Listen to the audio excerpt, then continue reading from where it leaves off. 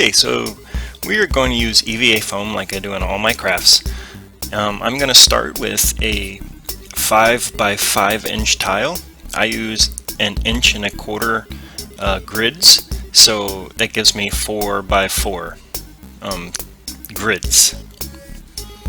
Now I went and I cut out those grids with an X-Acto about halfway through the foam, don't cut all the way, and then I just ball pinned the brick pattern that I wanted. Once I was pretty satisfied, then I went to start going to cut it out. And once again, I'm using the X-Acto knife, but I'm not cutting all the way through the tile. You only want to cut about halfway. And truthfully, you don't even have to cut this one all the way. You're just basically just scarring that upper layer, because pretty soon we're going to be using a heat gun, and that's going to expand every little cut that we put into our foam, and it's going to widen it and at the same time seal it. So once I have this cut out, I'm going to take these needle nose pliers and I'm going to just pull out corners and random spots just to make it look chipped and worn and old, because that's the actual look I'm going for.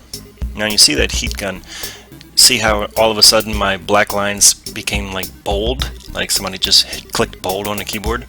And that's what that heat does to the foam once it's cut. It just kind of singes the edges and spreads it apart. So now I'm going back, adding some further detail, once again sealing them.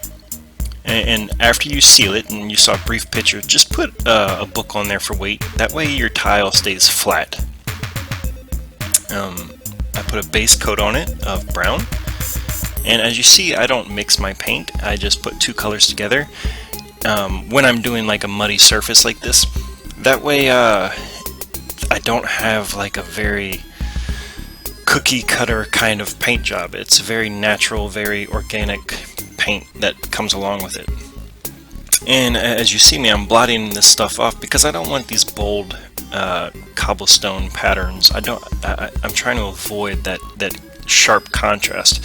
So I'm putting them on, I'm letting it sit for a second or two, and then I'm blotting the majority of that paint off with a paper towel.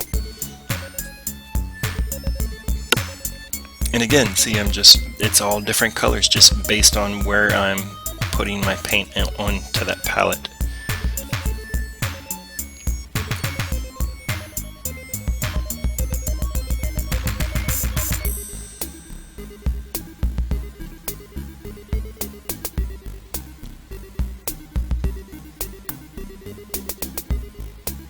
Alright, so next I'm taking a dark brown and I'm hitting the recesses, all those little pock marks that I have in my tiles, and making sure those are nice and dark, because that's where the mud would have settled.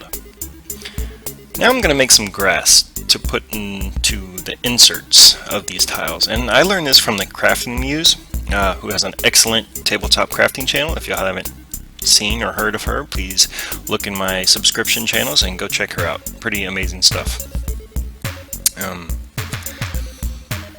I am just painting them, and I'm not going all the way up. I'm just basically painting the bottom and very loosely, and just kind of letting the paint trail off as I go higher up the stalks. Now, I don't want to glue these, because if for some reason I wanted to move my grass or change tiles, or this will be an indoor tile in a courtyard where it wouldn't have grass, I could pull this grass out. But it's not going anywhere, because the way my EVA foam is, I could bend it, fold it, put the grass in, and then it pinches it when I put it back.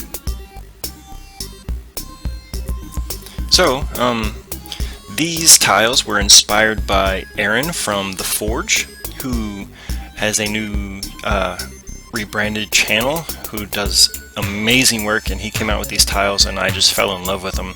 Mine don't look 100% like his.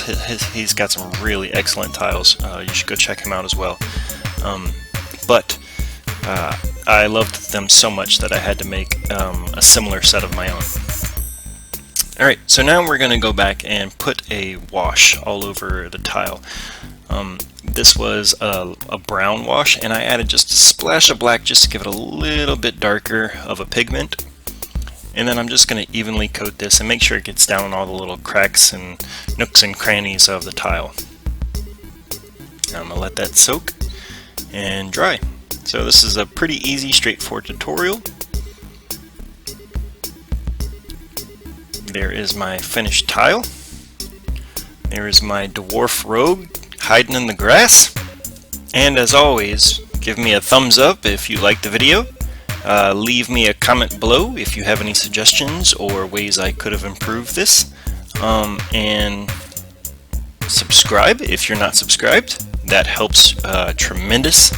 And last but not least, make sure you click on that bell. That way you receive all notifications, all future notifications. So again, thank you all for watching, and until next time.